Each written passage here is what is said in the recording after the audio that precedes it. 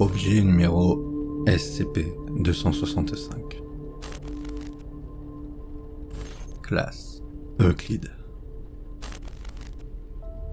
Procédure de confinement spécial.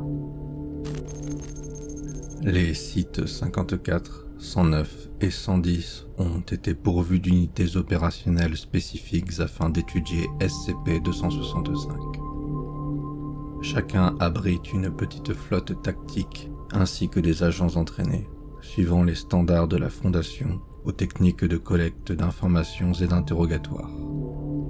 Des scénarios de couverture pour les civils et la dissimulation sont préférés.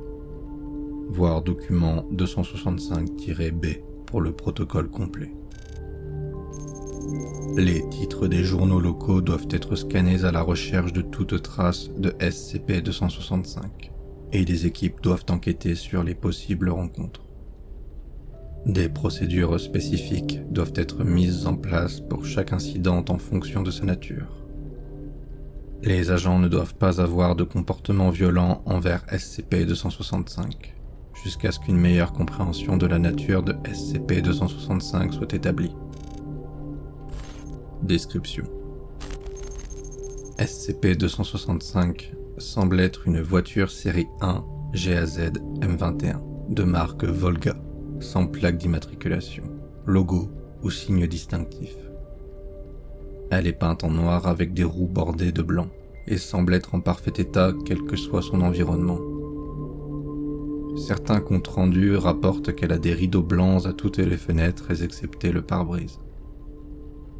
À noter que la production de la GAZ M21 cessa en 1970 et la série 1 fut produite entre 1958 et 1959.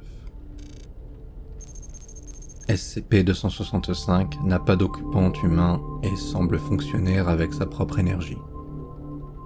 Les autres détails varient en fonction des rencontres. Souvent, certains individus rapportent que SCP-265 est silencieuse quand elle roule, tandis que d'autres entendent le vrombissement du moteur pendant une longue période avant de la remarquer dans les environs.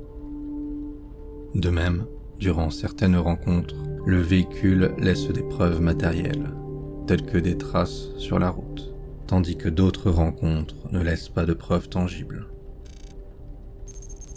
SCP-265 apparaît presque tout le temps dans des récits suscitant souvent la paranoïa et l'effroi chez les individus, tels que suivant des voyageurs solitaires ou roulant au ralenti sur des voies privées pour un temps avant de repartir. SCP-265 a été rencontré dans la campagne polonaise, bien loin des pôles urbains, mais passant de temps à autre dans de petits hameaux, d'une population toujours inférieure à 500 âmes. Elle fut rencontrée plusieurs fois aux heures tardives du jour, avec des rencontres avérées se situant entre 18h29 et 8h13. Il n'y a eu que 2 cas de rencontres avérées du phénomène entre 9h et 17h.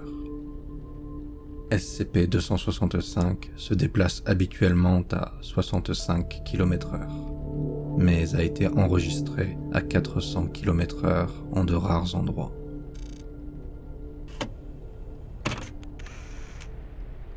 Reste de photographies abîmées par l'eau et par le feu de SCP-265 en 1988.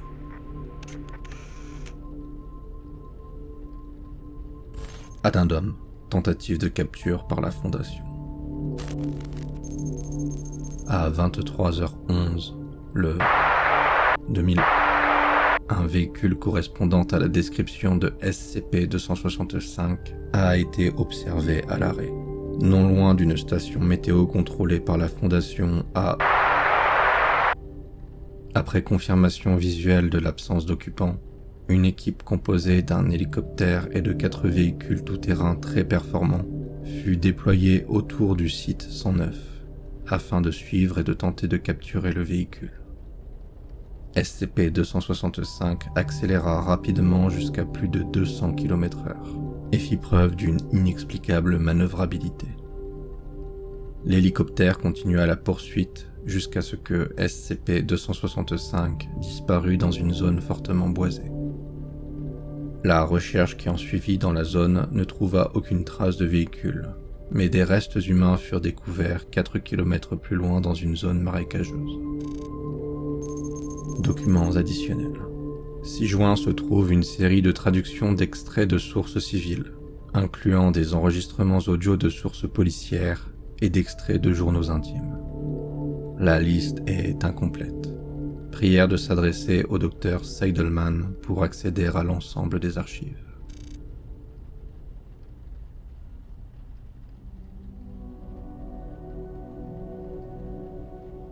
Archives. Transcription incident 265-1973-4/3. Récupéré dans les archives de la police de... Résumé. Un événement isolé. La victime était en train de marcher entre 2 villages dans l'après-midi vers 18h. Une Volga noire avec des bords blancs est apparue derrière lui et l'a suivi à faible allure. Selon le civil, le véhicule était inhabituellement bruyant et accéléra pour lui rentrer dedans, brisant sa jambe quand il sauta pour se mettre à couvert. Il fit le mort pendant que le véhicule réalisait un demi-tour en 3 temps pour lui faire à nouveau face, et attendit plusieurs minutes avant qu'elle ne s'éloigne. Le civil prétend que la voiture était vide de tout occupant. Archives. Journal intime d'un civil 265-1974-8/11. Extrait retrouvé dans les archives de... Un événement inhabituel. On poursuivait une Volga depuis 9 minutes avec 2 voitures, ce qui nous amena loin de la ville. Il commençait à faire noir, mais on était confiant. On pensait que nous pourrions la rattraper. Piatek lui tira dessus, mais il la manqua, ou sinon la voiture était à l'épreuve des balles. Il a juré qu'il n'avait pas manqué son tir. Elle tourna ensuite brusquement vers la droite et plongea dans le lac. Nous nous sommes arrêtés et on a commencé à écrire le rapport sur le bord de la route. Après 3 minutes, Gorecki nous montra le lac. Nous avons vu la lumière des phares en sortir de l'autre côté. Et les lumières rouges des feux arrière disparurent dans les bois de l'autre côté de la rive. Il n'y avait que 2 traces de pneus. On a juré sur la vie de nos mères que tout est vrai. Moi et Gorecki, on a posé notre démission. Archives. Audio 265-1982-7/31. Entre 9h17 et 11h01. Récupéré dans les archives de la police de...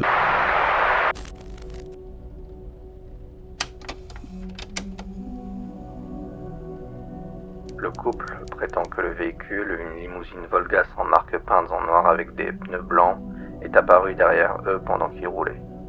Elle les a suivis pendant quelques minutes avant de les emboutir à plusieurs reprises puis de s'en aller. Ils ne purent pas décrire le conducteur et tous deux disent que le véhicule agresseur ne faisait aucun bruit et ne laissa aucune trace.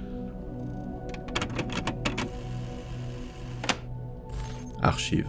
Journal intime d'un civil 265-1989-8/11.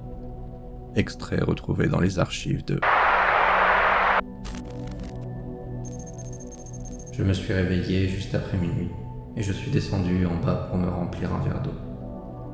Une fois en bas, j'ai remarqué de la lumière par la fenêtre.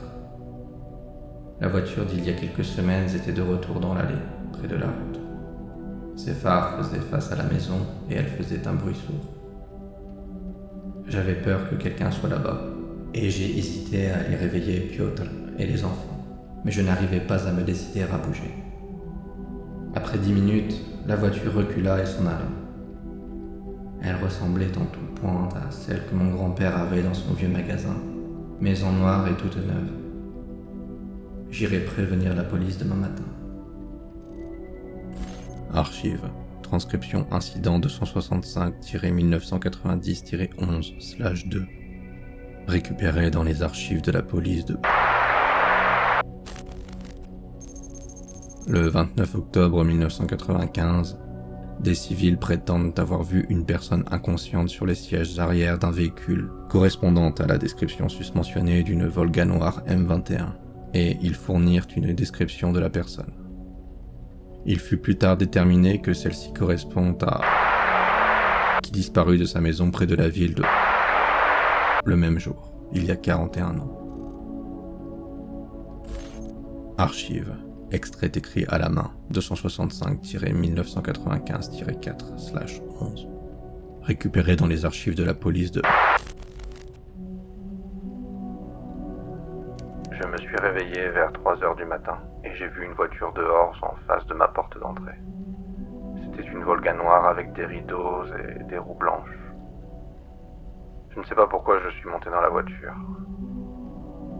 J'ai juste senti que je devais aller m'asseoir sur les sièges arrière, alors je l'ai fait. Je me souviens que la porte était lourde quand je l'ai ouverte, et que l'intérieur était propre et sentait une odeur familière que je ne saurais nommer. Je ne me souviens de personne d'autre dans la voiture. Je me souviens avoir vu l'eau dehors en face des phares, que je me dirigeais vers elle, et que les phares s'éteignirent et je sentis la voiture rentrer dedans et s'y enfoncer. J'ai retenu mon souffle tandis que l'eau montait au-dessus de ma tête. J'ai ouvert les yeux et j'ai vu des choses terribles. Tout était si silencieux. Les choses me regardaient avec leur visage triste dans le noir. Il y en avait tellement. Ils me touchaient et je pouvais voir qu'ils me suppliaient. Je me souviens avoir crié et tapé sur la porte, que la porte s'ouvrit et que je suis tombé sur l'herbe. Je me souviens avoir craché de l'eau et que quelqu'un m'a trouvé un peu après. Puis je me suis endormi dans la voiture en direction de l'hôpital. J'ai tellement peur. Il y avait des rails noirs et des chevaux. Ils attendaient que quelqu'un arrive. Un bateau encore plus sombre que tout le reste. Et les autres sont si tristes. Ils veulent toucher et être heureux à nouveau. Mais ils sont tellement profonds, il fait si sombre et si froid. Ils ne peuvent pas revenir.